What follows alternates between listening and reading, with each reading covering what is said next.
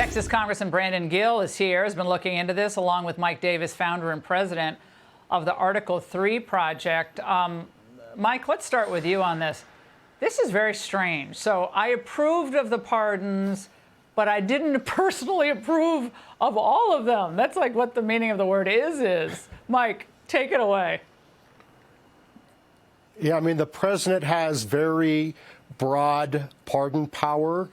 And I guess you can use an auto pen to sign a pardon. Politicians use auto pens. I've never heard of it for a pardon or signing legislation, but okay.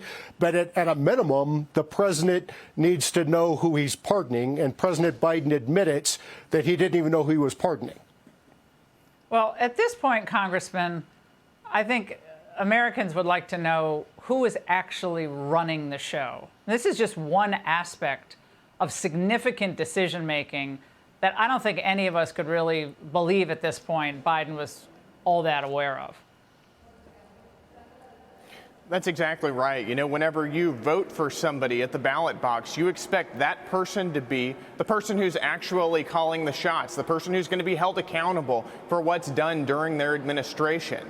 And as we're seeing here, not only did Joe Biden not approve of all of these pardons himself, but he approved certain criteria that a bunch of people would fall under.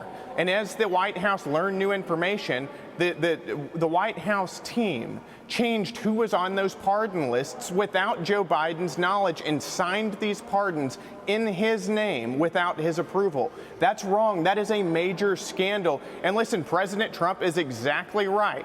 There were things done, legal things, pardons done in Joe Biden's name that he didn't know about, and that's wrong. And Mike, Biden told the New York Times, look, I made every decision asserting that he and his staff use an auto pen replicating his signature on clemency warrants because we're talking about a whole lot of people. Okay, who believes this at this point, Mike, given the confused semantics that they're playing with?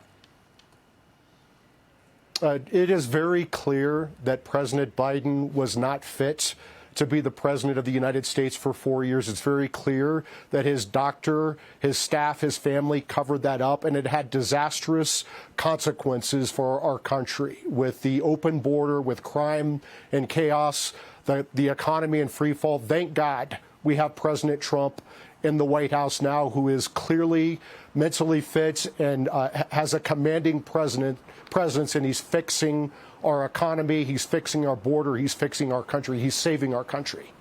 Congressman, the Fauci pardon is one of the most curious, I think, and one of the more disturbing pardons.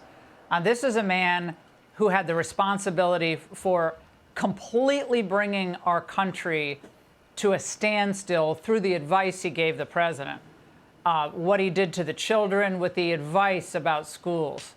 And yet he was apparently desperate to get a pardon in the final hours. That's right, and it suggests that Anthony Fauci knew that he was doing things that were illegal, and Joe Biden knew it, and the White House knew it, and they wanted to cover their tracks and give him immunity. But you know, the funny thing about these pardons, there were 25 pardons or clemency orders that were signed with, that Joe Biden signed. And of those 25, there was only one that he signed with his hand and not with an auto pen. You know who that was for? That was for his son, Hunter Biden. This is a huge problem. The one that he decides to pick out of all of these people is his own son. Mike and Congressman, thank you both very much. Hey, Sean Hannity here. Hey, click here to subscribe to Fox News YouTube page and catch our hottest interviews and most compelling analysis. You will not get it anywhere else.